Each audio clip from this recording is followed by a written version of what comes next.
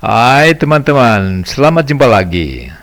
Teman-teman, setiap kali kita menyalakan kendaraan, menyalakan mesin kapal, atau bahkan menonton pesawat lepas landas, ada satu hal yang menjadi sumber pertanyaan adalah apa sumber tenaga dari kendaraan-kendaraan tersebut.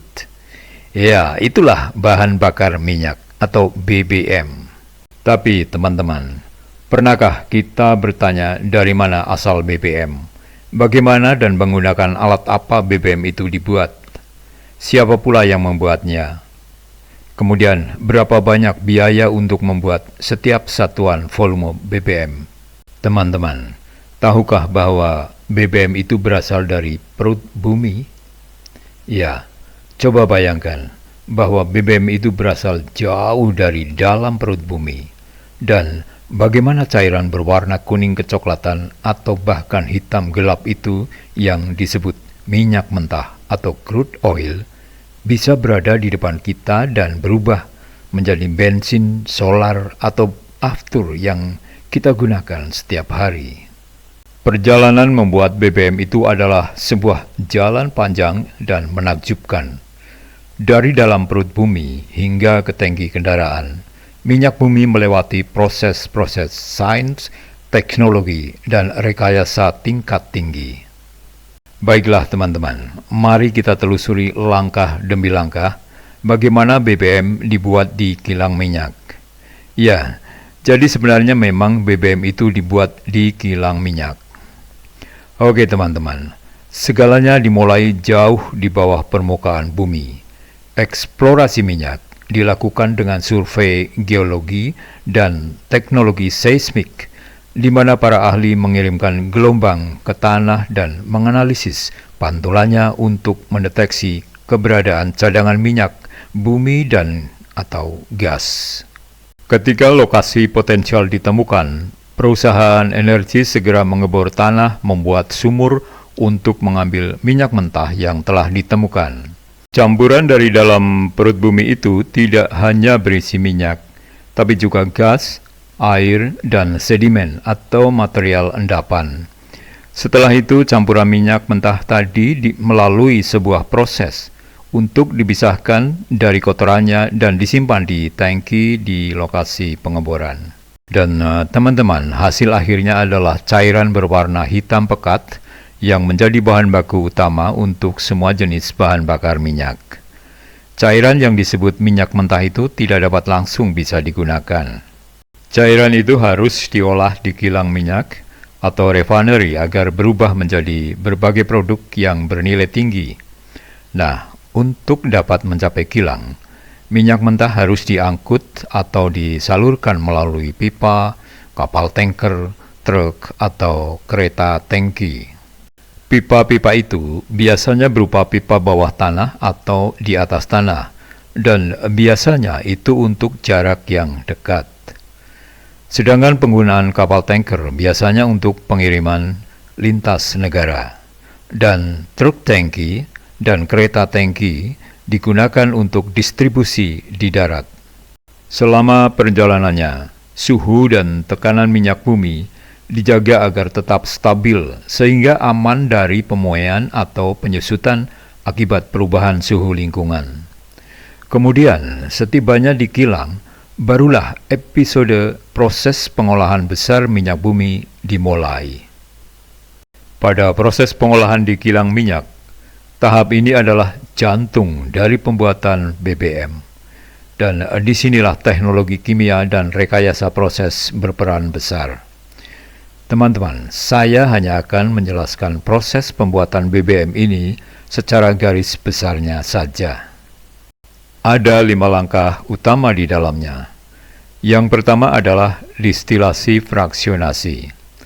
Pada proses ini, minyak mentah dipanaskan pada suhu hingga sekitar 400 derajat Celcius di dalam sebuah furnace atau tungku.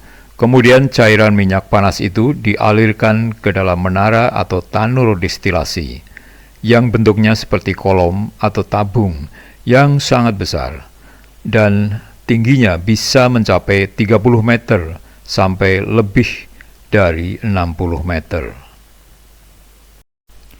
Kemudian saat di dalam kolom itu, setiap komponen dari cairan minyak bumi akan menguap, kemudian mengembun pada suhu yang berbeda-beda. Oh ya, tabung atau kolom distilasi posisinya diletakkan berdiri tegak.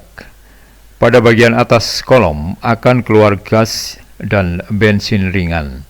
Kemudian pada bagian tengah akan keluar minyak tanah atau kerosin dan solar.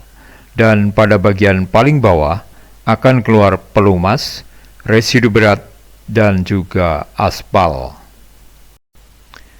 Jadi, hasil dari destilasi fraksionasi ini adalah berbagai fraksi minyak yang harus diproses lagi lebih lanjut. Jadi teman-teman, cairan-cairan yang keluar dari proses fraksionasi ini belum dapat digunakan sebagai BBM, karena masih butuh proses lanjutan yang tidak mudah dan kompleks. Proses yang kedua adalah proses cracking atau pemecahan molekul, di mana fraksi berat seperti minyak residu dipecah-pecah menjadi molekul yang lebih kecil dan ringan, seperti bensin atau gas atau LPG. Pada proses cracking ini ada dua jenis cracking, yaitu thermal cracking atau cracking yang menggunakan panas tinggi, dan juga catalytic cracking atau cracking dengan bantuan katalis kimia. Kemudian setelah proses cracking, dilanjutkan dengan proses yang ketiga yaitu reforming. Tujuan dari proses reforming ini adalah untuk meningkatkan angka oktan bensin atau memenuhi spesifikasi mesin supaya mesin bekerja dengan efisien, di mana dalam proses reforming ini, sesuai namanya, maka molekul hidrokarbon diubah strukturnya. Dengan berubahnya struktur molekul, maka akan memperbaiki angka oktan. Apa itu angka oktan? Ya, silahkan disimak pada video saya sebelumnya yang membahas tentang etanol di dalam BBM. Proses selanjutnya atau proses yang keempat adalah proses treating atau purification atau pemurnian. Tujuan dari proses ini adalah untuk menghilangkan zat pengotor atau impurities seperti sulfur, nitrogen, logam, dan partikel-partikel lain, di mana jika impurities tersebut tidak dihilangkan, bisa merusak komponen-komponen mesin dan dapat mencemari lingkungan. Setelah minyak bumi terpecah-pecah dalam fraksi-fraksi minyak dan melalui tahapan-tahapan proses di atas, minyak yang dihasilkan dari proses-proses itu masih belum 100% dapat digunakan. Untuk dapat digunakan, maka fraksi-fraksi minyak tersebut akan menjalani proses selanjutnya, yaitu proses yang kelima atau proses blending atau pencampuran akhir. Di dalam proses ini, berbagai fraksi minyak dicampur dengan aditif khusus yang tujuannya adalah untuk membuat produk-produk tersebut menjadi sesuai atau memenuhi kebutuhan pasar seperti yang kita jumpai di SPBU. Di Indonesia, hasil akhir proses minyak bumi adalah BBM yang memiliki merek dagang seperti Pertalite, Pertamax, Premium untuk bensin, kemudian Solar, Dexlit, Pertamina Dex untuk diesel, dan kemudian Aftur untuk pesawat terbang, serta minyak tanah, dan lainnya. Dan setelah selesai dengan proses-proses tadi, sebenarnya masih ada proses lain, tetapi ini hanya proses penanganan agar BBM yang sudah jadi itu bisa sampai pada penggunanya. Proses itu adalah proses penyimpanan dan proses distribusi BBM. Jadi, setelah proses pengolahan selesai, BBM disimpan di dalam tangki timbun di kilang. Dari sini, bahan bakar disalurkan ke terminal BBM regional menggunakan pipa, kapal, atau truk tangki. Tapi teman-teman, sesuatu yang kelihatan sepele tapi sangat penting yaitu bahwa di setiap titik distribusi, kualitas BBM harus diuji lagi untuk memastikan standar kemurnian dan keamanannya tetap terjaga. Setelah itu barulah bahan bakar dikirim ke SPBU atau Stasiun Pengisian Bahan Bakar Umum atau ke industri besar seperti pabrik-pabrik dan juga ke pembangkit listrik. Dan yang terakhir atau finalnya adalah pemakaian oleh konsumen. Jadi teman-teman, setelah BBM sampai ke tangan pengguna atau konsumen, maka BBM digunakan sesuai kebutuhan dan spesifikasi mesin. Seperti misalnya, untuk bensin digunakan untuk kendaraan dengan mesin bensin seperti mobil pribadi dan motor. Solar atau diesel digunakan untuk truk, kapal, dan alat-alat berat. Kemudian untuk aftur untuk pesawat terbang, dan minyak tanah, yang ternyata ini teman-teman, minyak tanah itu masih digunakan di beberapa wilayah di Indonesia untuk memasak dan penerangan. Teman-teman, sebenarnya masih ada produk turunan dari distilasi minyak bumi ini, seperti produk-produk untuk petrokimia dan minyak-minyak berat seperti IFO atau MFO ataupun aspal. Oke, saya nanti akan coba untuk membuat videonya membahas produk-produk ini. Nah, apa hikmah yang dapat kita ambil dari sini, teman-teman?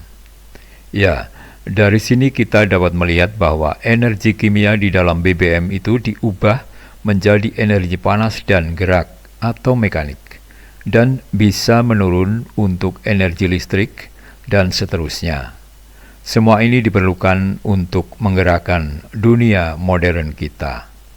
Dan yang kedua, teman-teman, proses pembuatan BBM ini adalah salah satu contoh luar biasa dari kolaborasi antara ilmu bumi, ilmu kimia, ilmu fisika, dan juga teknik industri. Dari minyak mentah yang tidak berguna menjadi bahan bakar bernilai tinggi. Setiap tetes BBM adalah hasil dari rangkaian proses panjang dan cermat. Dengan memahami perjalanan ini, akan membantu kita menyadari betapa pentingnya menggunakan energi secara bijak. Dan kemudian, meskipun pelan, tapi kita harus beralih menuju ke sumber energi yang lebih ramah lingkungan di masa depan. Jadi seperti itulah proses pembuatan BBM. Sesuatu yang tidak mudah namun kadang dianggap sepele, bahkan ada yang mencibir. Tapi tidak mengapa, karena semua itu akibat dari ketidaktahuan. Di video selanjutnya saya akan menjelaskan lebih detail tentang proses lanjutan dalam pembuatan BBM. Terima kasih teman-teman sudah menonton, semoga dapat memberikan inspirasi. Ya, sampai ketemu lagi.